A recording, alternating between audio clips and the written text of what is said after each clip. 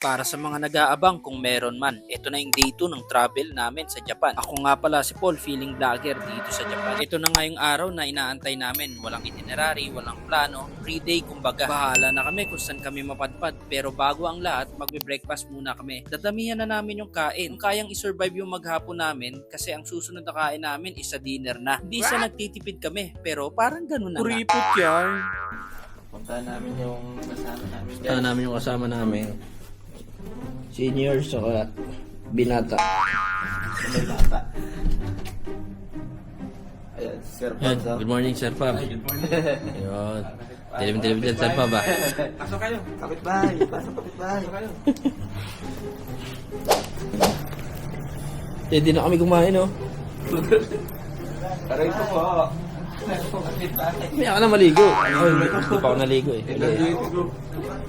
Ikaw ba naman eh, pagdating pa lang, nag-ano na eh. Energetic ka, kapatid ah. Natulog na eh. Dito nga bumaba na kami para kumain sa lobby. Grabe kasi ang pila dito, blockbuster. Akala mo may ayuda si Mayor. Breakfast in Japan. Naganda sa inyong lugar. Dito, marami-rami ko eh. USB na. Dito nga dadamihan na namin yung kain. Sobrang dami ng food dito. Kung pwede nga lang i-take out, iuwi ko na talaga sa Pinas. Patay gutom yan. Heavy meal na nga yung gagawin namin dito para makatipid at umabot hanggang hapon. Natapos na nga kaming kumain at sobrang busog na. Dito nga nag-aayos na kami para makapaggala at makapag-ikot sa buong Japan. Destination nga namin ay sa Akihabara, Ueno at Shinjuku. Uunahin na nga namin puntahan ay Akihabara. So, day 2 sa Japan. So, kanya-kanya muna. Walang itinerary. So, bahala kami sa buhay namin kung maligaw o hindi. Pag naligaw, edi resident ka na dito sa Japan. Kaya lang makukulong ka muna. Makukulong ka muna. Kasi magiging ano ang tawag doon? DNT. Tago ng tago. Let's go, samahan nyo kami sa journey namin sa day 2.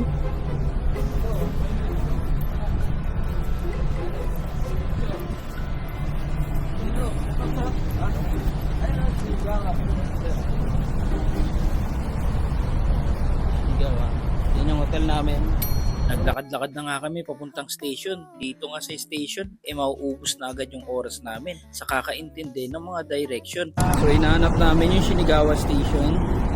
So magbe-base lang kami dito sa mapa.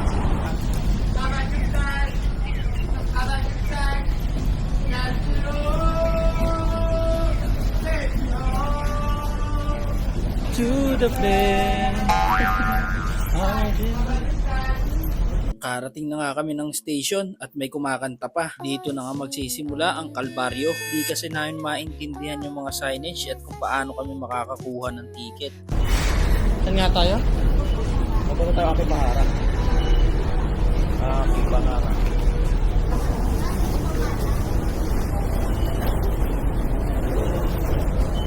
Wala basan yan dyan. Ticket nga muna para makapunta doon. Oo. This is KQ Line Ticket Office.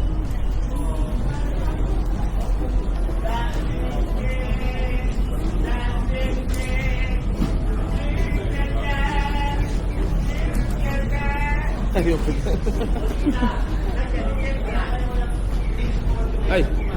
Pinoy. Pinoy! Pinoy. Kami ang Akibahara. Saan kayo? Dito lang kami sir. Banda ka na lang. Cubao.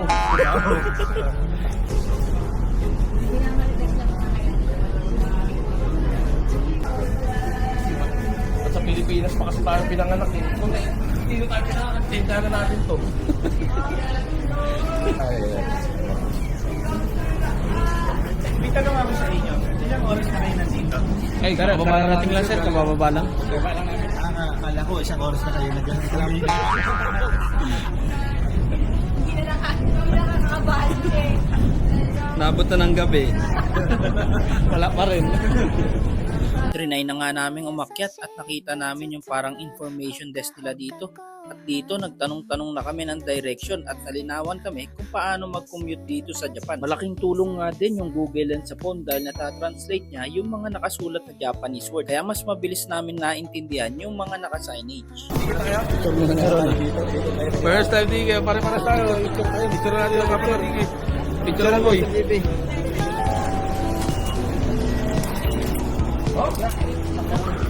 Mamaya, sir, pag.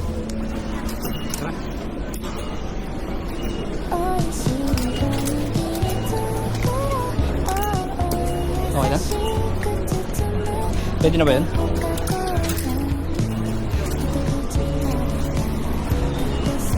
Kakaibang experience nga itong sumakay sa train ng Japan. Akala namin di namin mararanasan kasi napapanood lang namin to sa mga anime. Napakagandang sumakay sa train dito. Hindi nagsisiksikan, walang balyan at walang nag-uunahang sumakay. Hindi gaya sa alam kong train. Siksikan na nga, may nagtutulakan pa. Di ko sasabing sa Pinas yun pero parang ganun na nga. Di naman ako sa nangbabash pero makikita mo talaga yung laki ng pinagkaiba.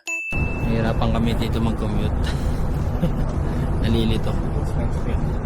Is na-experience mag-train sa Japan.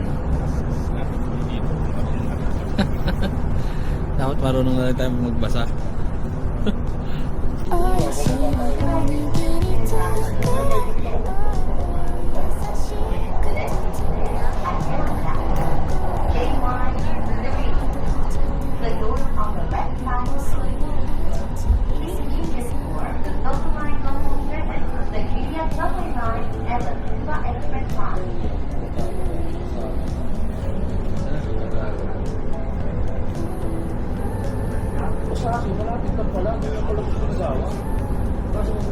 Let's go.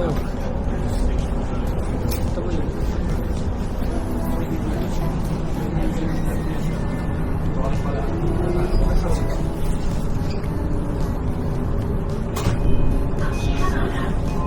Akihabara. So nasa Akihabara na kami. Ito yung ano ba yun? Sikat. Diyan yun eh. Nakikita ko sa TikTok. May mga gadget. Big camera. Oo. Meron din dito sa side. Ayun oh. Akiba. So, nakarating kami ng Akihabara ng tama. Akihabara. Kaya. Welcome to Akihabara. Dito. Other. Thank you. Napansin niya eh.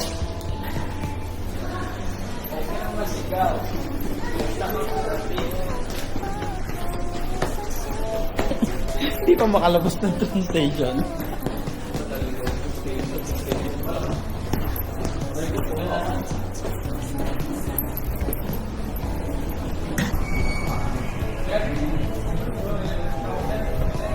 So, naligaw-ligaw.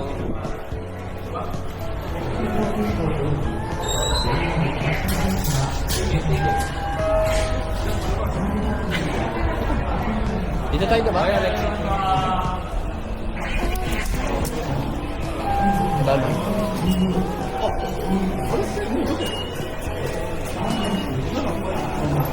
Nakalabas din ng buhay. Nakalabas ng buhay. Ilang minutes yun? Tagal ah. Pag kayo pumunta sa amin, ino nyo, pupunta kayo sa maya, nag-iila. Hindi namin kayo tahan. Station pa lang, sa train pa lang, naliligaw na eh. Tayo dito. Naliligaw din kayo sa Pilipinas. Yun yung big camera eh. Dito. Okay. Pinoy? Ha, mukha lang Pinoy. Nakarating na nga kami sa Akihabara at dito nga ay mag-iikot-ikot muna kami. Magtitingin-tingin ng mga gadget kung kaya ng budget. Naghahanap kasi ako ng camera na magagamit. Kahit second hand basta mura. Ang mahalaga, made in Japan. Magkano?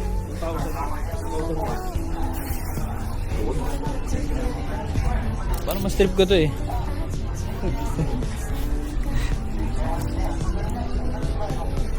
Set up sa motor.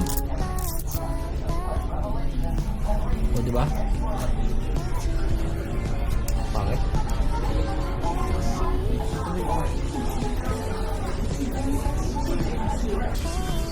Hindi ko na ako bibili po. Mahal na ako. Mahal dito. Kaya lang mo. Saka mabigat. Sa bagay. Sa pati sa bulsa. Naikot na nga namin tong big camera pero wala kaming napala. Mahal din kasi dito. Kaya napagkasunduan na nga namin lumabas dito at maghanap sa iba kung anong mabibili. Next destination namin ay sa Ueno. Google Map, papuntang Ueno. Walk lang, walk. Google Map, papuntang Ueno. Google Map. Sa gold naman tayo ngayon. Sa latag. Naka ano daw yun eh, naka patsa, no? Nakaplangana. Ueno Park. UENO. Ueno. Pag walk, 22 22 minutes boy. Ayan. 22 minutes lang. Depende sa lakad, boy. Asan ba tayo? Ito. O, ayan lang. Kaya. Kaya yan. Tayo. Kaya yan. Depende sa lakad kung 22 minutes. Tara, diretso lang eh. Diretso muna tayo dito. Kasi ito nag-uusap pa naman tayo eh. Lalakad nga lang kami papuntang Ueno kasi sayang lang kung magti-train pa kami. Mga 20 minutes walk lang naman, kayang-kaya tapos may enjoy pa namin yung paligid dito. Dito nga din sa Ueno, yung sinasabing may mga latag-latag na palapalangganang gold at silver saka mga second hand na mga gadgets or appliances. Kaya lang di namin nalaman kung anong oras, kung kailan at kung saan ba dito. Kaya naghanap-hanap na lang kami na pwedeng maiuwi sa Pinas. Souvenir ba? Mga ganun. Ano? Souvenir. What? Hindi tayo dadalhin sa Don Quixote bukas ay sa Sili ng Souvenir Boy. Kaya nga bukas sa Don Quixote tayo. Bukas ng gabi. Magkakad natin mabili. Ano naman to? Exercise. Hindi ka lang nasipinit dito eh. Hindi ka nakakaipinit dito eh.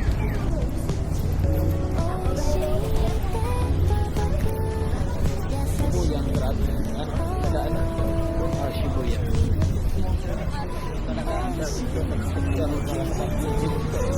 Wala malayo daw bang puti. So, wow na tayo.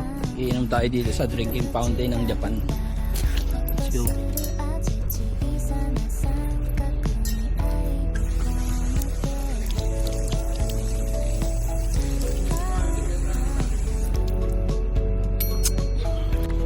Mas malinis. Lasa pa lang.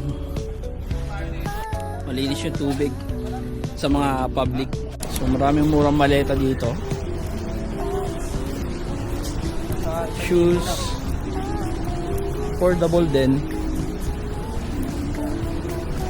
Nakarating na nga kami ng Ueno pero hindi pa ramdam yung pagod sa paglalakad dito. Kapag ikot-ikot na nga din kami at nakatingin-tingin ng mga gamit, sapatos at damit. Sobrang mura nga dito. Location nga namin isa mismong Ueno Market. Ang ganda nga dito mag-ikot-ikot. Kala mo nasa Divisoria ka lang. May nagtitinda ng shoes, damit, may mga fast food, street food at mga fresh meat and seafoods. Umabot na nga din kami dito sa may Ueno Park at dito na kami inabutan ng pagod sa paglalakad.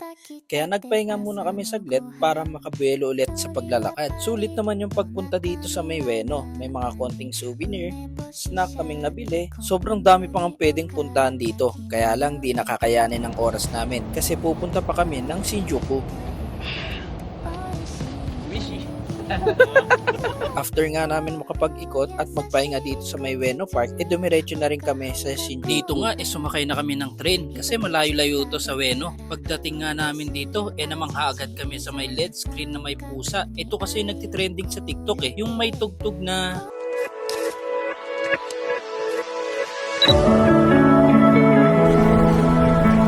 diba? Dito nga din sa Shinjuku matatagpuan si Godzilla. Nakakaupansin nga din siya kasi sobrang laki niya. Dito na nga din sa Donki kami bumili ng mga iba pang pasalubong at souvenirs. After nga namin mamili, inabutan na kami ng sama ng panahon dito sa Japan. Bigla ba namang umulan? At least na experience. Kaya nung humina yung ulan, bumalik na kami sa Shinagawa at dito na kami nag-dinner. Syempre, pag pumunta kang Japan, wag mong papalagpasin na hindi ka makakain ng ramen. Isa kasi to sa pinakasikat na pagkain dito sa Japan. Parang yung mga napapanood natin na movie at anime ng Japan, laging ramen ang kinakain nila doon. Kaya kakaibang experience din talaga, lalo na kung first time mo lang dito. Kaya kung nagpaplano ka din pumunta dito sa Japan, isa lang masasabi ko, bitin ang 1 week na bakasyon para dito. Dito ko na nga lang din tatapusin tong vlog na to. Masyado nang mahaba, baka hindi ko na ma-upload. Kaya kung mabot ka hanggang dulo, pahit na lang ng like, share, and follow button para updated ka sa mga latest video na gagawin ko. Hanggang sa muli, arigatou gozaimasu.